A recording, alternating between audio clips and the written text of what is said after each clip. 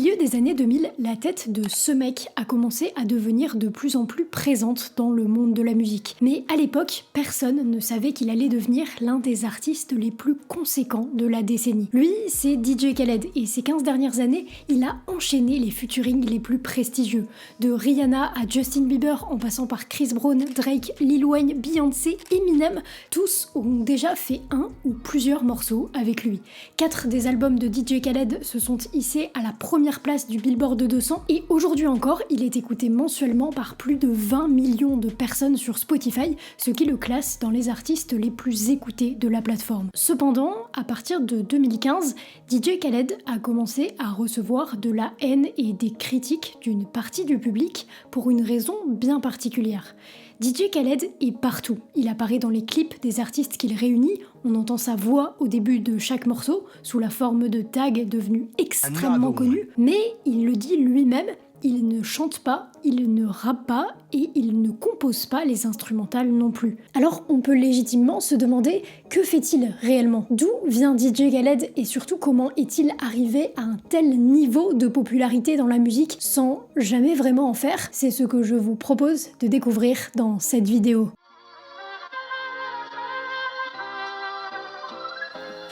Au départ, rien ne prédestine DJ Khaled à devenir une célébrité. Son histoire commence en réalité plutôt mal.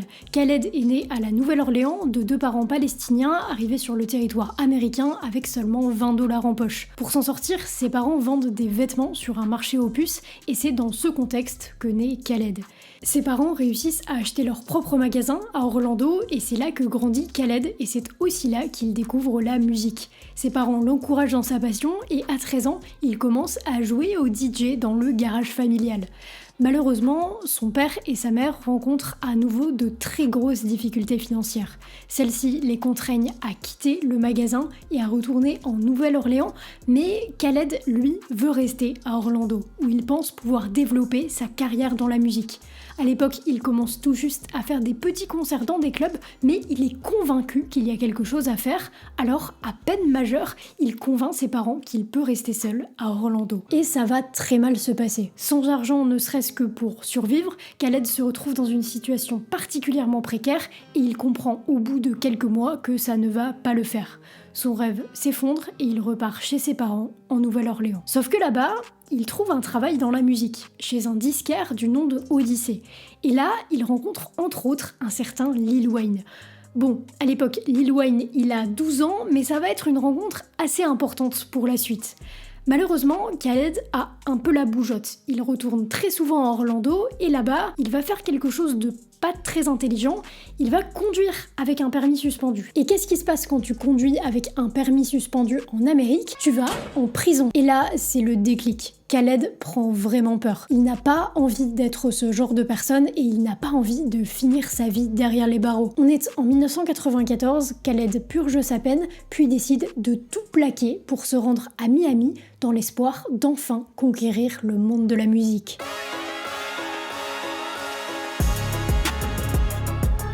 Sauf qu'évidemment, conquérir le monde de la musique, ça ne se fait pas en un claquement de doigts. Khaled arrive à Miami avec 20 $ en poche, comme son père à l'époque, il vit entre sa voiture et la maison d'une amie et il essaie toute la journée de trouver là où il peut des dates en tant que DJ.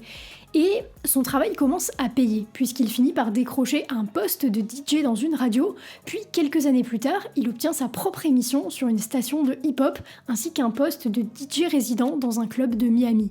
Après des années de galère, presque une vie de galère en réalité, Khaled, à finalement seulement 22 ans, commence à vivre de sa passion. Et jusqu'en 2006, il va s'en contenter. Il essaie toujours de faire plus, mais il reste dans l'émission qu'on lui a offerte, il continue son travail de DJ et il commence à être reconnu pour ça. Sauf que ça ne lui suffit pas. Alors en 2006, il a une idée, sortir son propre album. Mais lui, il n'est ni chanteur ni rappeur. Il sait faire quelques prods, mais à la base vraiment, il est DJ. Alors, il va se servir de son atout principal. En tant que DJ et au vu de son parcours, il a un avantage. Il connaît énormément de rappeurs, il a énormément de connexions dans l'industrie, notamment avec des gros artistes. Vous vous rappelez de Lil Wayne, le petit garçon de 12 ans dans le magasin de disques là ?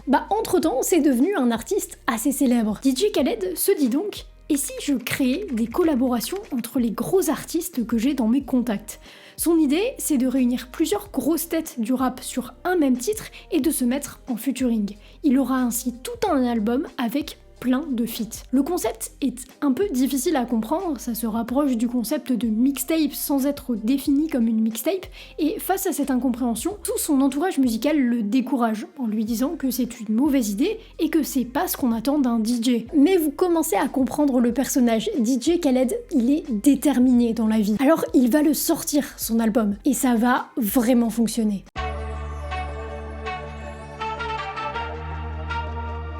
Son premier album, Listen the Album, se positionne à la 12e place du Billboard 200 à sa sortie et à la 3e place du top hip-hop R&B aux États-Unis. Personne ne comprend vraiment ce qui se passe, mais avec autant de gros noms sur un album, allant de Lil Wayne à Kanye West, en passant par Akon, Pitbull ou John Legend, DJ Khaled s'assurait en fait une place assez certaine dans les charts. Et il en est bien conscient, il comprend qu'il tient quelque chose. Alors il va continuer sur cette lancée avec cette même recette d'inviter des immenses stars sur un même morceau et de le faire assez de fois pour pouvoir en faire un album.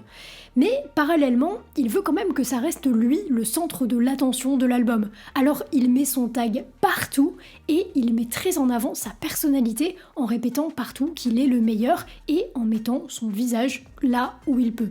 Il n'y a que lui, en gros, sur les pochettes de ses albums. Et ça fonctionne. C'est le début d'un succès international. Les albums se vendent vraiment bien, DJ Khaled prend de plus en plus d'importance dans l'industrie de la musique. En parallèle de sa propre structure We The Best Music, il est nommé président de Def Jam, et surtout, il collabore avec des artistes de plus en plus importants sortant du cadre du hip-hop.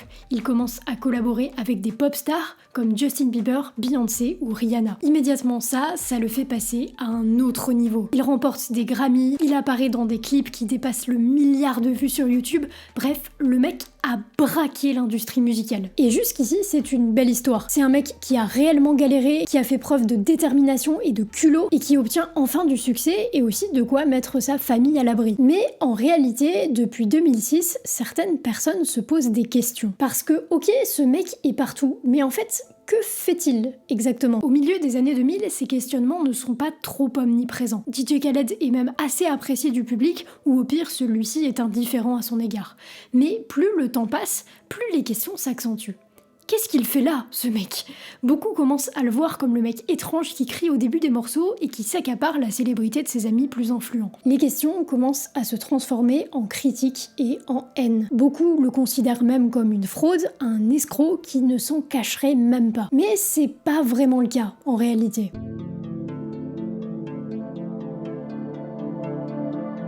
Bon, déjà la haine qu'il reçoit est expliquée ou plutôt amplifiée par d'autres facteurs plus corrélés à son comportement qu'à sa musique. Il y a une très bonne vidéo de Matty Balls sur le sujet, je ne vais pas vraiment m'attarder sur ces points. Parce que la question centrale pour moi, ça reste son rôle. À l'époque, beaucoup de gens imaginent qu'il compose les instrumentales. Ce serait en fait le plus logique et ce serait la place qu'on pourrait attribuer à un DJ dans ce genre de projet. DJ Khaled l'assume totalement et n'a jamais cherché à le cacher. Ce n'est pas lui qui produit l'écrasante majorité des instrumentales. I have a team. And I praise my team. I'm not like these other guys that hide their team. En réalité, il a deux rôles. Depuis le départ, il est producteur, au sens premier du terme. C'est-à-dire que c'est lui qui finance la réalisation des morceaux. Mais surtout, il supervise le projet. C'est lui qui choisit quel artiste va poser avec qui, sur quel instrumental, composé par quel beatmaker. Il rassemble tout le monde, il organise les sessions studio et prend les directions artistiques pendant les sessions. Et là, si vous ne connaissez pas l'industrie musicale, il est probable que vous vous disiez « Ok, c'est du vent ». Sauf que c'est pas vrai, parce que la supervision d'un projet et toutes les caractéristiques que je viens de décrire, c'est un métier, celui de producteur exécutif. C'est un rôle un peu plus large que producteur tout court, parce que dans la définition stricte de producteur, c'est surtout l'aspect financier qui ressort. Sauf que la particularité, c'est que les producteurs exécutifs, ce sont des gens de l'ombre. Aucun d'entre eux n'est célèbre, sauf DJ Khaled. Sa force, ça a été de se servir de sa personnalité et de ses contacts pour devenir un personnage public et de se construire une carrière qui lui rapporte bien plus d'argent que s'il avait été simplement employé d'un label. Donc déjà là, il a a fait quelque chose d'assez novateur dans la musique. À ma connaissance, ce n'était jamais arrivé avant, et ce n'est pas arrivé depuis lui à cette échelle. Mais en fait, ça va beaucoup plus loin que ça. Parce que DJ Khaled, il a réussi à construire un business de plusieurs dizaines de millions de dollars, juste en comprenant bien les rouages de l'industrie musicale.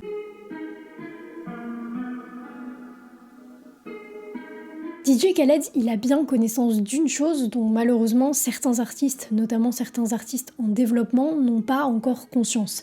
La valeur réelle d'un master. Ça va être vulgarisé au maximum, mais en gros. Un master, c'est le fichier audio de la version finale du morceau d'un artiste. La plupart du temps, c'est celui qui finance la création de ce morceau qui est propriétaire du master, c'est-à-dire un producteur ou plus communément une maison de disques.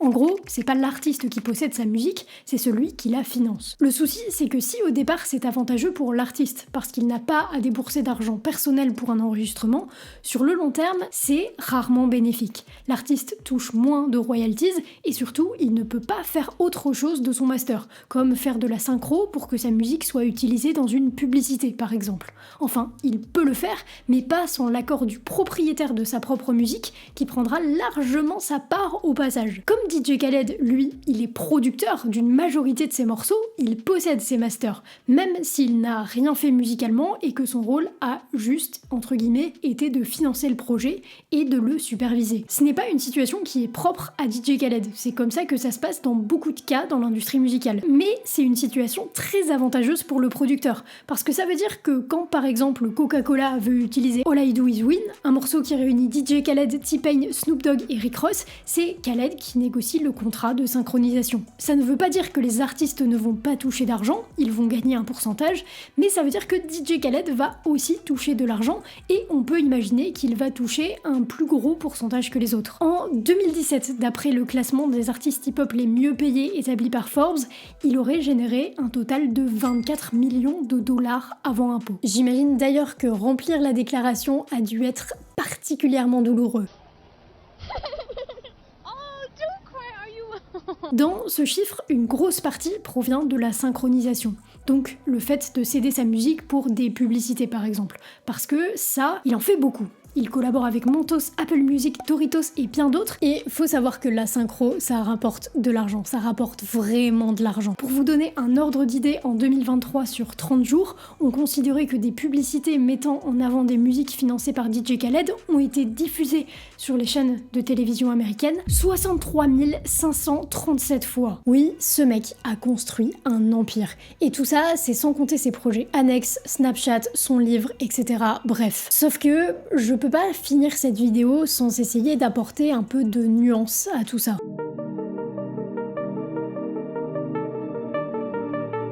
À partir de là, c'est juste mon opinion personnelle. Moi, vous le savez pour ceux qui suivent la chaîne, je suis une passionnée d'entrepreneuriat. J'admire les gens qui montent des boîtes énormes, qui font beaucoup d'argent. Tout cet écosystème me fascine et me plaît énormément. À mon sens, ça devrait pas du tout être un tabou de parler d'argent. En ce sens, je ne peux qu'admirer ce que ce mec a construit parce qu'en vrai, c'est fort. D'autant plus qu'il partait vraiment d'en bas. C'est pas un Elon Musk, c'est quelqu'un qui a vraiment eu du culot et de la détermination, qui avait de grandes chances factuellement de ne pas s'en sortir et qui s'en est sorti quand même, admirablement. De plus, c'est vraiment quelqu'un qui a cherché à mettre sa famille à l'abri une fois qu'il a eu de l'argent. Pour la petite anecdote, ses deux fils sont aussi producteurs de ses albums, légalement, alors qu'ils n'avaient que 3 et 6 ans à l'époque. Ça veut dire que toute leur vie, ils toucheront aussi des redevances. Maintenant, vous vous doutez que c'est sur ce point, sur le côté producteur, que j'ai un peu une gêne. C'est un discours qui demande de la nuance. C'est comme ça aujourd'hui que fonctionne grossièrement l'industrie musicale. Et d'un point de vue juste logique, c'est normal que la personne ou la société qui paye le disque d'un artiste se rémunère d'une certaine manière. Maintenant, est-ce que ce système n'est pas un peu obsolète et maintenu en vie artificiellement par les maisons de disques, qui ont tout intérêt à le faire? C'est une question que l'on peut se poser. Aujourd'hui, il y a des artistes complètement indépendants qui réussissent à monter des projets viables comme Connor Price, Frank Ocean ou à défaut des artistes qui ont des contrats bien plus avantageux permettant par exemple de rester propriétaires de leur master comme Nekfeu avec Universal. DJ Khaled, il connaît bien les règles du jeu, il sait comment ça fonctionne. Et je pense qu'en dehors des fondations du système en elle-même, l'un des nombreux, je vous l'accorde, problèmes de l'industrie musicale aujourd'hui, c'est la méconnaissance de beaucoup d'artistes autour de toutes ces questions contractuelles, de propriété, de master et de ce dans quoi il s'engage réellement quand il signe un contrat. Et certes, c'est un peu en train de bouger, avec des artistes connus qui prennent la parole, mais je pense qu'il y a un gros travail d'éducation à faire. Et justement, je pense que c'est là que DJ Khaled aurait pu avoir un rôle qu'il a pas vraiment pris. Au lieu de prôner la positivité, un discours en mode « n'abandonnez jamais, croyez en vos rêves », discours qui se comprend totalement au vu de son parcours, je pense qu'il avait largement la portée pour expliquer concrètement ce qui l'a rendu riche et faire de l'éducation sur ce qu'est l'industrie musicale et sur comment ça fonctionne, à moins qu'il n'ait pas d'intérêt à le faire. J'aurais trouvé ça intéressant qu'il mette plus en avant le fonctionnement de l'industrie, puisque c'est l'un des seuls, si ce n'est le seul, producteur exécutif à être autant exposé. Ce qui tue les artistes, et notamment les jeunes artistes, ce n'est pas tant le système en lui-même, mais plutôt la méconnaissance de ce système, probablement entretenu par certains acteurs. Si vous êtes encore là, félicitations. Pour vous donner du contexte, je devais écrire une vidéo un peu plus légère, je me suis dit on est en plein mois d'août, on va faire un sujet un peu plus chill, et plus les recherches avançaient, plus je me rendais compte que c'était pas du tout chill ce que j'étais en train de faire, donc ça a donné cette vidéo qui est pas du tout légère. Les propos ici sont assez vulgarisés, j'espère que c'était clair pour vous. En tout cas, merci de m'avoir écouté. Je vous dis à la semaine prochaine. C'était Lovie. Prenez soin de vous.